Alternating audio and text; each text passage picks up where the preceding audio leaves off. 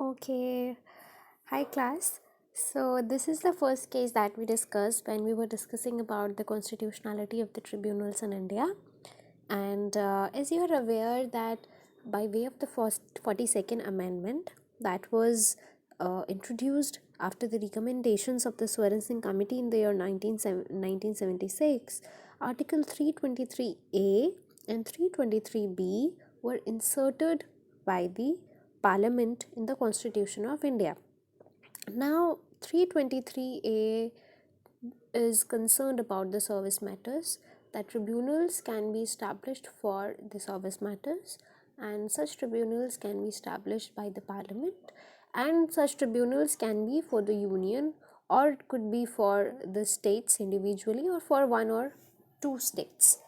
Whereas 323B gives you a list wherein the state legislature is having the competence to establish such tribunals. The difference between this is the difference between 323 and 323B. In addition to it, if you see, a hierarchy of tribunals can be established under 323B, but it can't be established under 323A. Now, the same difference is also highlighted in the material that I have shared with you yesterday in the D.D. Basu's book. Now, the first case, SP Sampath Kumar, see, the main issue herein was that the exclusion of the judicial review power of the High Courts under Article 226 and 227 with respect to the service matters, whether that amounts to the violation of the basic structure of the Constitution of India. Now, to again make it very clear that after the amendment of 320 of the Constitution, these articles 323A and 323B in part 14 of the Constitution of India, they only enabled the respective parliament and state legislature to come up with the tribunals, right? So they were enabling provisions. By the exercise of this power, the Administrative Tribunal Act was being passed in the year 1985. Now, the section 28 of the Act only excluded the power of judicial review, which is exercised by the High Courts under 226 and 227, but not the judicial review power that is exercised under 136 of the Constitution of India for the Supreme Court. Okay, so therefore, in this particular case, the judges were concerned about the constitutionality of the act and not the articles in the Constitution. So, the first para and the second para that I have highlighted, that it is a basic principle of rule of law. This para is all about the judicial review power, that how judicial review power is something which is an integral part of our Constitution and it is a basic structure. But they have said that if you, in the second paragraph, let us read it, okay, that the basic and essential feature of judicial review cannot be dispensed with, but it would be within the competence of Parliament to amend the Constitution so as to substitute in place of the High Court another alternative institutional mechanism. That is how why we call it that they have given us this theory of alternative institutional mechanism or arrangement for judicial review, provided it is no less efficacious than the High Court. So there's only one precondition, if you read that, the alternative mechanism that will be set up by the government, they should not be less efficacious than the High Courts. Okay, so then instead of High Court, it would review with a view to enforcing the constitutional limitations and maintaining the rule of law. Therefore, if any constitutional amendment made by Parliament takes away from the High Court the power of judicial review in any particular area and vests it in any other institutional mechanism or authority, it would not be violative of the basic structure doctrine so long as the essential condition is fulfilled, namely that the alternative institutional mechanism or authority set up by the parliamentary amendment is no less efficacious, no less effective than the High Court. So that is the only precondition. तो अगर high court की powers को आप किसी alternative mechanism में transfer कर रहे हो, दे रहे हो, तो इसका मतलब ये नहीं है कि वो बेसिक स्ट्रक्चर का वायलेशन है। बस आपको एक प्री कंडीशन फॉलो करनी है कि वो वैसे ही इफ़ेक्टिव और एफिकेशियस होने चाहिए, right. So that is the case of S Sampath Kumar. अच्छा, दूसरा इशू इसमें ये भी था कि जो कंपोजिशन थी ट्रिब्यूनल्स की, that was very much compromised. Okay, it was only having some technical members and no judicial member. तो उसके aspect पर कोर्ट ने highlight किया कि it is necessary to bear in mind that service matters which are removed from the jurisdiction of High Court under Article 226 and 227 of the Constitution and entrusted to the Administrative Tribunal set up under the Impugned Act for adjudication will involve questions of interpretation and applicability of Article 14, 15, 16 and 311 in quite a large number of cases. So these questions require for their determination not only judicial approach but also knowledge and expertise in this particular branch of constitutional law. So it is necessary that those who adjudicate upon these questions should have the modicum of legal training and judicial experience, because we find that some of these questions are also difficult and complex, that they baffle the minds of even trained judges in the High Court and the Supreme Court. So after the decision in the S. Sampath Kumar case, the Parliament has amended the Tribunal Act, and therefore they have taken into consideration the opinion of the Chief Justice and also ensure that there should be a judicial member when these service tribunals under Article 323A will be formed. Okay. Now, before the case of R. Gandhi, in your administrative case material, we have discussed the case of ElChandra Kumar, and in that case, we know the court has effectively said that the doctrine that is being given in there, Sampath Kumar, it did not stand the test of the time, and therefore the taking away of the judicial review power of the high courts under Article 226 and 227 is a violation of the basic structure of the constitution. Okay, and also in furtherance also, they have declared the clause 2D of 323A and clause 3D of Article 323B, which was amended by the 42nd Amendment, to be ultra vires and unconstitutional, and therefore they have restored the jurisdiction of the high courts. So that is an important decision. Further, there was another issue before the court in this case, that whether the tribunals are having the judicial review power or not. So as I also said earlier, that yes, the court said that the tribunals are having the power to check the wires of a legislation, but there is only a limitation, that is that they cannot check the wires of the legislation or the statute under which they are being formed. Okay. There was another issue, which is the court said that now you cannot directly come to us under Article 136 of the Constitution. Now it was made mandatory that whenever there is a formation of a tribunal, the parties first need to approach the tribunal and then they will go to the High Court. Only after that they will directly come to the Supreme Court of India. So very particularly they have said and put these kind of restrictions in the case of ElChandra Kumar. Now, Union of India versus R. Gandhi, it's the third case that I discussed, is more about highlighting the differences between a tribunal and a court. Okay, and herein the question was with respect to the constitutionality of the NCLT, that is National Company Law Tribunal, and National Company Law Appellate Tribunal under the Companies Act. Okay, so let us directly go to the differences.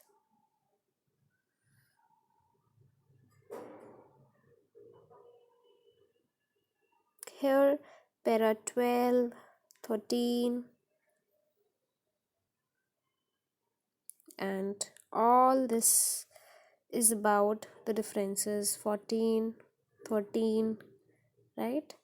The court has also highlighted what are the advantages of the tribunals, so you can read It's a kind of a summary of why do we need tribunals in India.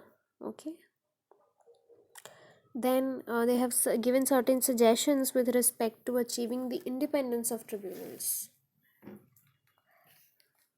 You can read this. It's saying that it has been brought to our notice that one reason why the tribunals have been functioning inefficiently is because there is no authority that is charged with supervising and fulfilling their administrative requirements. The situation at present is that different tribunals constituted under different enactments are administered by different administrative departments of the central and the state government. So that is another, you can say, topic, which is what are the difficulties and administrative adjudication. So they are also highlighting the same, because these tribunals are coming under different departments, so therefore their regulation becomes different. The problem is further compounded by the fact that some tribunals have been created pursuant to central legislations and some other have been created by state legislations. So however, even in the case of tribunals that are created by parliamentary legislation, there is no uniformity in administration. We are of the view that until a wholly independent agency for the administration of all such tribunals can be set up, it is desirable that all such tribunals should be as far as possible under a single nodal ministry which will be in a position to oversee the working of these tribunals. For a number of reasons, that ministry should appropriately be the Ministry of Law. It would be open for the ministry in its turn to appoint an independent supervisory body to oversee the working of the tribunals. This will ensure that if president or chairperson of the tribunal is for some reason unable to take sufficient interest in the working of tribunal, the entire system will not languish and ultimate consumer of justice will not suffer. The creation of a single umbrella organization will, in our view, remove many of the ills of the present system. If the need arise, there can be separate umbrella organizations at the central and the state level. Such a supervisory authority must try to ensure that independence of members of all such tribunal is maintained. To that extent, procedure for selection of the members of the tribunals, the manner in which funds are allocated for the functioning of tribunals, and all other consequential details will have to be clearly spelled out. So they are giving the reason for the ineffective working of the tribunals, and they are saying what could be the better ways they are suggesting in which the tribunals can function efficiently. Now there's one thing, yes, that I missed is ki in the ElChandra Kumar case, the judiciary very particularly made this observation that what was the reason or intention that 323A and 323 were particularly inserted, because at that point of time the parliament, or you can say the government at that point of time, did not want any kind of interference by the high courts and the Supreme Court. So therefore they have particularly created the provision of 323 and 323B by way of a constitutional amendment. But it is not that the parliament is not having power to create the tribunals except under 323A and 323B. No, definitely they are having the powers. If you read the 7th schedule in the entry in the list 1, list 2 and list 3, in all these 3 lists there are entries which specifically give the power to the parliament and the state legislature to constitute the tribunals. So therefore one of the issue in this case of R. Gandhi was that you cannot completely give the power that were exercised by the High Court to a new body altogether, that is NCLT and NCLAT, and the parliament is not having power to create the bodies except under article 323 and 323B. Now when you read 323B particularly, they said that there is nothing which is mentioned in 323A about the company matters. So therefore the parliament is incompetent to form the tribunals. That was one of their contention. So this contention was negative by the Supreme Court in this case, again highlighting that no, this legislative competence of parliament is derived from the 7th schedule itself. Okay, so therefore the formation of NCLT and NCLAT is not unconstitutional.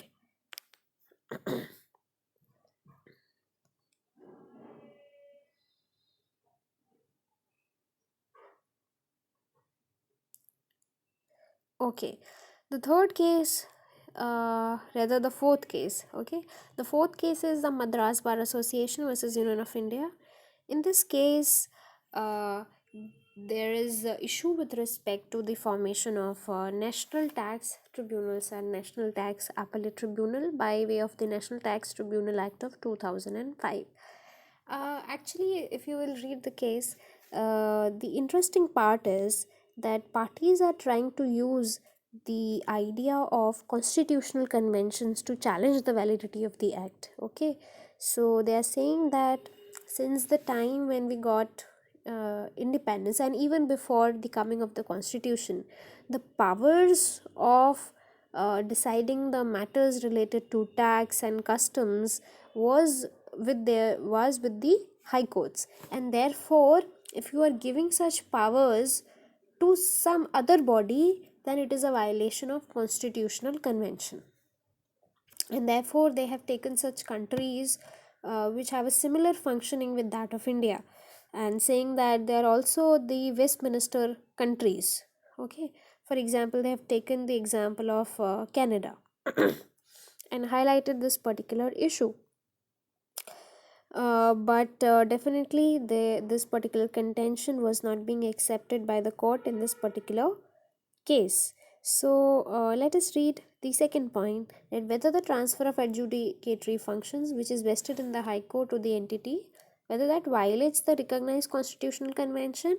So what they have particularly said, that in order to determine whether or not the appellate functions which have now been vested with the entity constituted the core judicial appellate function traditionally that was vested with the jurisdictional high court, we have recorded the heading the historical perspective, legislative details pertaining to Income Tax Act, Custom Act and Excise Act.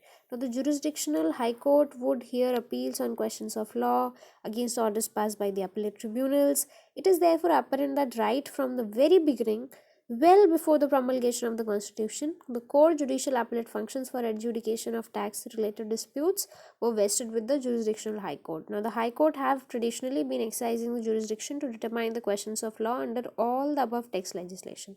So, they have accepted this thing that, yeah, whatever you are saying is true, that traditionally all these functions were being exercised by the High Courts, and there is no doubt in it. Okay. But if you read the 69th para, they're saying whether constitutional interpretation in the manner that is accepted the world over would be a constitutional mandate for the appellate jurisdiction on tax matters to remain with the jurisdictional high court. Insofar as the instant aspect of the matter is concerned, reliance was placed on the judgments that were emerging from the Constitution of Jamaica, Ceylon, Australia, Canada, which are rendered by the Privy Council or the highest courts of the concerned countries. The contention of the learned counsel for the petitioners was the constitution of the for the above countries were based on Westminster model, and it was further pointed out that the Indian constitution was also based on the Westminster model. I think this is a very good way of putting the issue before the courts, and this is how you can argue in the courts of law. But this idea was not accepted by the court, saying that the contention of the learned counsel for the petitioner that the judgments relied upon by the petitioners on the instant aspect of the matter would be fully applicable to the controversy in hand under the constitutional convention adverted to in the judgments referred to, and on behalf of petitioner it was submitted that judicial power which rested with definite courts at the time of enactment of the constitution based on the Westminster model had to remain with the same courts even after the constitution had become effective and operational. Furthermore, it was submitted that the judicial power had to be exercised in the same manner as before, so whether by a judge sitting singly or with other judges. So that is their contention.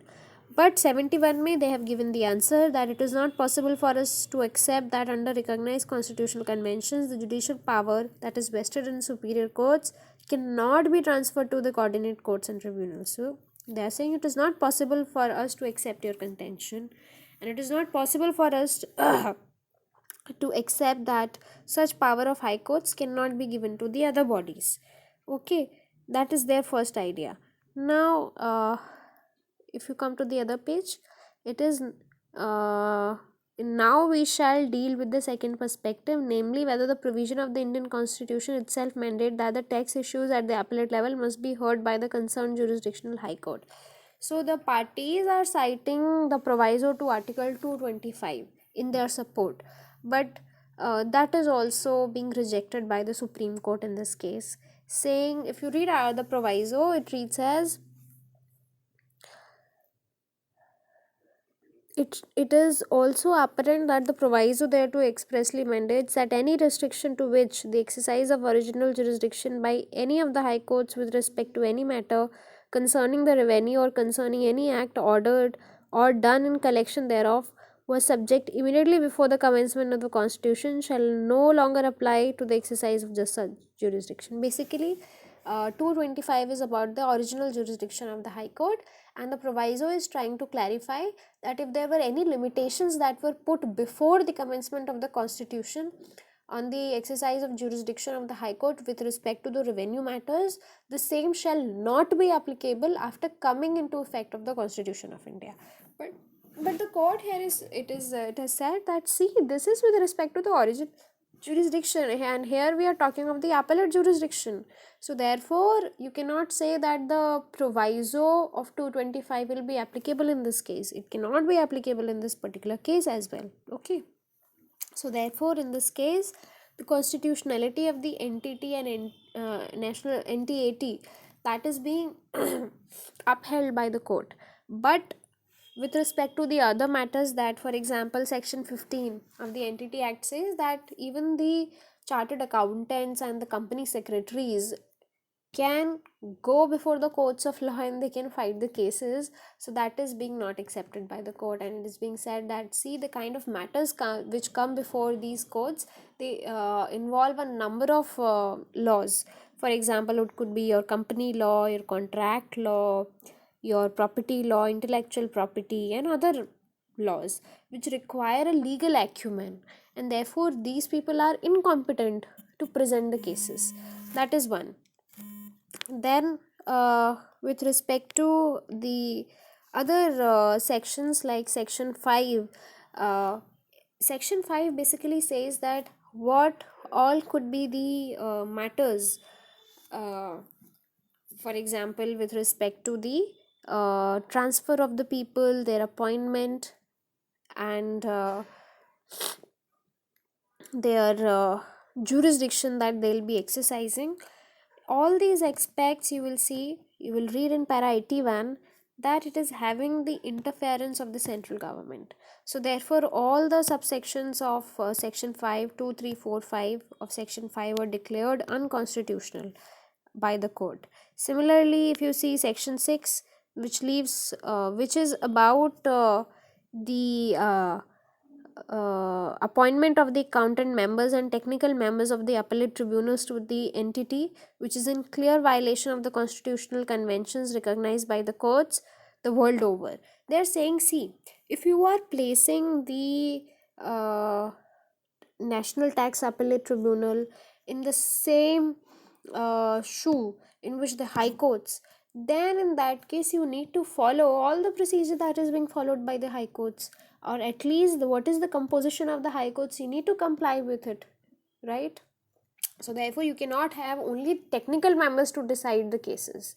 You need to follow the composition of the high court itself, because here in this particular case you cannot say that the guidelines that were given in the ElChandra Kumar case or Sampath Kumar case will follow. No, they will not follow. Reason? Because Sampath Kumar and ElChandra Kumar, they discussed with the constitution of the tribunals, which were playing a supplemental role. But here you are substituting that role of the high court in appellate jurisdiction, and therefore it becomes mandatory for you to comply with the very functioning of the high court. You need to comply with their functioning, their composition, so that becomes very pertinent. So therefore all the section 6, section 7, section 5, wherever they have found that there is any kind of interference by the central government, or there is inadequacy in the composition of the tribunals, all these sections were being declared to be unconstitutional by the court in this particular case. Okay, so this is all about a summary of all the cases that we have discussed in the class. All the best. Thank you very much.